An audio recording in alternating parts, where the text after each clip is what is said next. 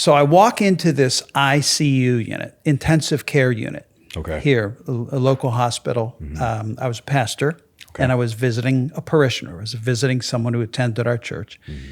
And I also knew he was in serious physical condition. He was struggling with cancer. And so much so that he was in the ICU unit and they're keeping an eye on him. So I walk in, and usually when you walk into a unit like that, there's a desk and you sometimes have to check in before the charge nurse, right? You check to check in before you just can't walk in. Well, I walk in, there's nobody there. But I heard a commotion and kind of in the back of the ICU unit. So I walk in, this is just mind-numbing. I see all the nurses and a couple of doctors surrounding this guy. I knew right away it was him. This is the man that I came to see. And he was on a gurney, and his head was tilted down.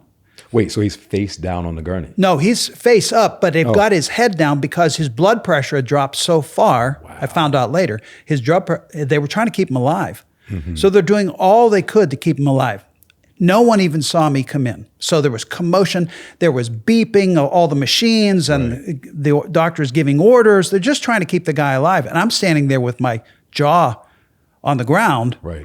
But that wasn't all that was going on. So about 10 feet away, I think it was his mother-in-law, is on her knees with her hands in the air, and in a loud voice, she's praying in tongues. Wait, hold on.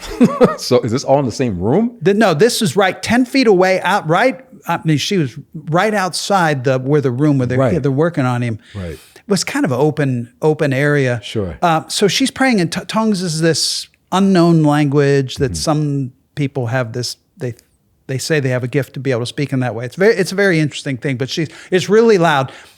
And her daughter, this man's wife, is standing over this woman trying to calm her, and she's talking to her, and she's praying, and so that's going on. Hold on. So I got to make sure I'm keeping. Let me put a pin in that. So far we have doctors, nurses, all help, screaming, yelling, beeping. Yeah. And we know an emergency. When someone's coded, right? That's already the response. And right outside that room, that space, someone's praying, right? Talking in tongues very loudly. Yeah, and someone's on top of that person. The other person trying to calm her down, and she's praying.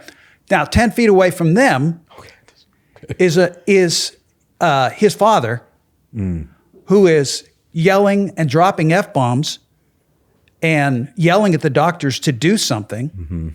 So they got that chaos going on. Wow. And his wife is standing beside him and trying to calm him down, and she's crying.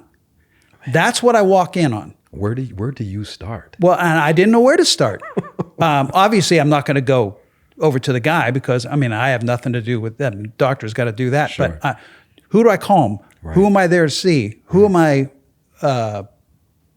trying to help out? So it was chaos. Now, I tell you that story because it's also a metaphor. That what was going on there was a physical struggle.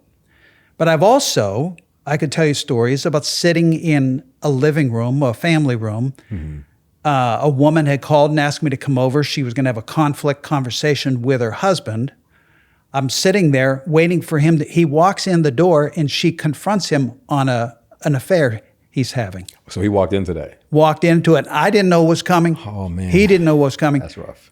So I could also talk about how many people who were abused confronting their abusers, people that I've had to sit with who are in financial ruin, relationally, relationships falling apart, finances falling apart, emotions, people so depressed they can't move.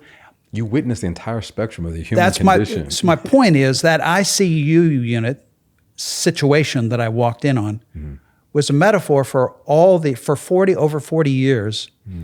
It was dealing with struggle, pain, the aftermath of tragedy. And look, I did it because I was a pastor. Sure. I enjoyed caring for people, but what we're sitting here talking about right now, about vitality, is my way of trying to get ahead of the tragedy, get ahead of the mess. Right. And go ahead. I'm sorry. Well, what I was going to say is Dan Heath, he's an author. He's written an interesting quote. He's got a book called Upstream. This is what he said. He said, so often in life, we get stuck in a cycle of response. We put out fires. We deal with emergencies. We handle one problem after another. But then he said, but we never get around to fixing the systems that caused the problems. Yeah. So the vitality journey here is my attempt after 40 some years of sitting at the feet of tragedy. Let's go upstream. Right. And let's talk about the systems of our life. How did we get here? How do we get here? And how do we give attention to these areas of our life that need attention? Yeah. And that so that we can live a life of vitality. Goodness. And let me ask you, I mean, as a witness to all of that, and as a witness to all that, how do you feel? I mean, you're seeing people at their worst, right? You're observing the most vulnerable aspects of them. How do you cope and manage? I mean, like, what is after that, and you go home, and what is your night? Well, look like? And for 40, honestly, it was probably what was, after 40 years of serving as a pastor in local congregations, it's probably contributed to me saying, you know what, I think Don't retire. I'm going to step away from that. So it was there. But at the same time, my heart broke because at the core of who I am, I care deeply for people, and it breaks my heart. And so many times my heart was broken sitting with a man whose wife was just murdered, or a mother whose son was I showed up, or a wife I showed up. He found out her husband had taken his own life.